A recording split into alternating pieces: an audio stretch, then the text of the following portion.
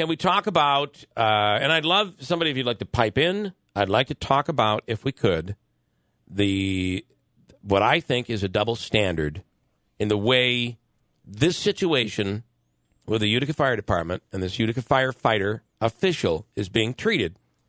How there's a double standard in the way that Chief Brooks was treated, in the way that Fort was treated, and is being treated. Okay. So one would say, well, let me just say, the situation with Fort, what he had done, you can't compare the two. Well, I think you can. Yeah, I think you can. And part of it is, you would say from the mayor's office, from the mayor's standpoint, well, there was a criminal charge against Fort. No, there wasn't. We went through this whole thing, do you remember? Day after day. The DA's office came on. Everybody came on and said, there is no charge against this man. He has not been charged with anything, despite the fact that some media outlets said that he was. You remember that? He was accused of something, yeah. How did this get, we're going to protect, we should protect his family, he and his family, until we know more. Well, that wasn't done. Why is it being done here? Why is this person's name not being is out there? Plus, this is not just a regular firefighter. This is a firefighter official. This is a person in charge of others. And we were able to conclude, based on phone numbers, one phone number that was in those text messages, which we have, asked the young man, when you get here, which we can assume must be could be the firehouse, right? Call us on the D/C line, 534 blank, blank, blank, blank. Right. We called that number, and we learned that is the deputy chief number. That is the phone that is circulated to each deputy chief when they are on duty. Yeah. So that would allow us to at least come to some conclusion that this person is a deputy chief. Or had access to that phone. Or had access to the deputy chief phone. Right. So, and the mayor's statement. I want you to read the mayor's statement, if you could, Andrew, bring that up, because it's worth hearing. Yesterday, the mayor put out a statement after we broke this yesterday morning, and basically saying this is a matter. This person is protected based on certain section of the law, and we have issued a disciplinary action. And this is where it ends. Officially, this is what the mayor said. Yes, I'm pulling it up right now. I had to log into the email. Just give me one more second. Oh, you're reading right from the release. Mm-hmm. Okay, fair enough. And where I believe it's different is this is someone that seemingly was using his authority in explicit ways, sexual manner, talking about slang for masturbation when everybody comes over, bring girls over, bring over a porn, get me cigars. This stuff isn't behavior that should be tolerated. And if this person is in a position of power and management at the Utica Fire Department, how could the mayor have allow for this person to continue to be in the position of management? I don't understand that. This is who you want in some capacity running your fire department? I can't believe it. The difference here is the mayor likes this guy. I think that's the difference. He certainly doesn't like Chief Brooks. Is there a, for instance, if you're a Utica firefighter and they do 24-hour shifts, right? So if you're on whatever, you get it. They're on a 24-hour shift. So are you allowed to, if there's not a fire and you're not assigned to a particular task, can your significant other or maybe your significant other and your children come over for, can you invite them to the firehouse for pizza and wings? Is that allowed? Well, you have to ask about that. I mean, I could imagine there might be liability issues there. Are you allowed to have an overnight guest? I would imagine no, but I don't want to assume that. I do not know the answer to that. Right, I don't think we can. I'd like to know. Maybe there's a former firefighter that could tell us the rules and regulations on all that stuff. But what is illegal, what is not approved.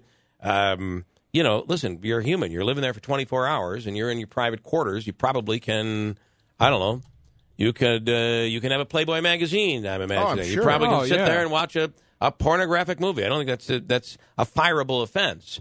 But placing the power that you have, and because you're in a powerful position, and imposing that upon a young recruit, and then adding sexcapades to it, that's just, we are entering and I spoke to a former cop that said, not illegal, but fireable. I heard that too, actually. Not illegal, fireable. Yeah. So what are we doing here, Mayor? I mean, the people deserve to know. I mean, the Fort family was dragged through the mud. Dragged through the mud. Well, he did it. No, you don't have any proof that he did it.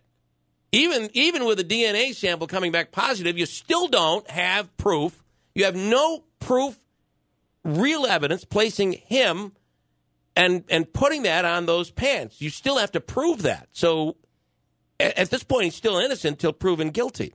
He's still been dragged through the mud before there were any charges. Is he still employed? Chief Brooks, and don't you think the city didn't? The chief went out and hammered the city. There's no doubt about it. He used probably elements of things. Maybe a few things were left out. He certainly was looking to gain public support. But the city came out and defended their actions. Right? We had Corporation Counsel on there coming out and defending. I stood at a party one night while the mayor chewed my ear off about why this had to be done, why this chief had to go, I got to tell you, based on this person's position, what are we doing sitting around wondering who we're talking about? And we're protecting him by some law, some labor law? Are you kidding me? I don't think it applies. Is Ford still employed at the Utica Fire I Department? believe so, because he's not been Well, I'm found just making guilty. sure, because that would have added another Sure he element is. to this. I'm assuming he's on leave. On that case, my understanding was the city didn't disclose that, did they? That was something that leaked Didn't disclose out. what? What his name was, what the nature of the allegation was. They went and legally forced him to submit a DNA sample. It was open to the public. Somehow the media was tipped off. Give me a break. He was in court. Give me a break. He was in court. And it hit the news. Give me a break. Okay. The only reason anybody knows about this case is because you have an angry father out there that is furious over the way, over the treatment of his son, who it simply just wants to be a firefighter. You have an angry family that's saying, enough is enough. We're not going to deal with this. And you have people out there that have said, I'm looking at this. This is going to be pushed under the rug. We're not going to let it go. So we're going to feed it to the media. I think the Fort story was fed to the media by somebody else. I don't know Hard that, to but disagree. I would Listen, it's all I would opinion. think that as well. I think that as well. I don't know that, but I think that. I've got Bob saying, Public Safety Commissioner, Public Safety Commissioner, Public Safety Commissioner. Where's the Public Safety Commissioner? The mayor is the Public Safety Commissioner. He cannot be the Public Safety Commissioner. This is another classic example. How many more debacles are going to occur that just put a horrible face on the fire department, and in some cases, things have happened with the police department. You got to have somebody in charge that the mayor can say, "Go handle this for me." So, but here's the thing, though. I agree with the point you're making again.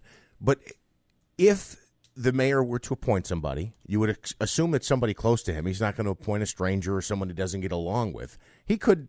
These decisions wouldn't necessarily be different, right? Because the mayor could influence the public safety. Depends on who. It depends on the independence of that of the public safety commissioner, and maybe the public safety commissioner is a pawn, a puppet, just going to do what the mayor tells him. But either way, at least you'd have somebody in the room saying, "I don't think we should. I think we should handle it this way.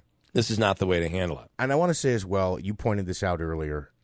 I'm surprised at some of the silence of council members, some in particular, who have outspoken on everything. And the punchline is, the reason they're not coming out, the punchline is, we don't want to kick the mayor when he's down. Yeah. That's a good one. Well, and I almost feel right. We've done it every other time, right? I mean, I'll give you some of the quotes. We don't want to kick the mayor while he's down. I wouldn't touch that with a 10-foot pole. Come on, you guys are elected here to help manage this city, and you should be keeping the mayor in check here. And this is under your watch. Where are you? You can't just completely blame the mayor. Where's the common council here? Members should be up in arms with this. Like, what? You got to be saying to yourself, what is going on? What is going on? And now I have Tom. 24 hours when you can't work, all 24 hours, creates too much downtime, which invites mischief. See, now if you're a firefighter, straight-laced, doing your job, you got to be angry. Because now everybody's looking at the fire department saying, well, should they be there for 24 hours? You got 99.9% of them. They're just doing their job. They're out saving lives. They're out protecting people. They're doing their job. They're without family. Yeah. You probably got some firefighter's wife saying, don't you ever go back. What are you people doing over there? Are you part of any of this weirdness? You haven't. Show me your underwear. If they're briefs. You're wearing briefs. You are out of here. Do you want me to read this statement? And can I also say, briefs are uncomfortable. Very. Yeah. Especially when you're staring and looking at a guy standing in just briefs. To me, that's very uncomfortable. I don't see the thing in it. I just don't. Oh, man, people are still wearing briefs. Ew. Yeah. I will say, though, I'm always pushing boxer briefs on people. They're the best of both worlds. I don't know what it is about me, but, if I have something and I really like it, I do try to push it on other people. Mm-hmm. I'd be like, hey, you got to get that ring. Why don't you have one of those? They're the coolest things. It's like hooks up to your doorbell. You got to have that. You need an Apple TV. You got to have that.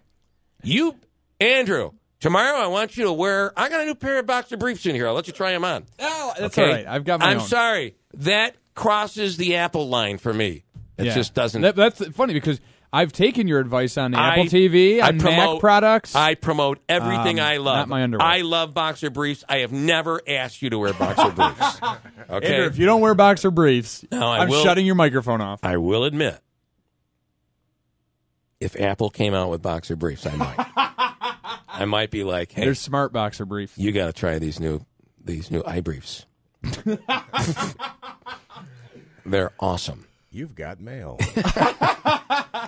I get my text messages in my pants. Oh. It's the most amazing thing in the world. We can laugh, but there's a young guy out there that's... somebody said to me in one message earlier this morning, this could destroy this kid's life and destroy his opportunity to go out and get another job. It's awful that this kid's being dragged through it. A statement from the mayor, and then I'll break. The city was made aware of allegations against a member of the Utica Fire Department. Pursuant to the city's procedures, the Utica Police Department was immediately directed to conduct a full investigation. Subsequently, the investigation determined no criminal conduct took place. However, as a result of the investigation, the city administered discipline against one member of the Utica Fire Department. The city cannot legally disclose the findings of the investigation or the discipline that was administered, as it is a personnel matter that is protected under Section 50A of the New York State Civil Rights Law. Which, with an asterisk there, he also has in that release, not including Fort and Brooks. It is important the public understands the city of Utica takes all complaints and allegations against city personnel seriously by thorough investigation, discipline... Asterisk there, unless I, the mayor, really like this person, and then we'll do everything we can to cover up the story.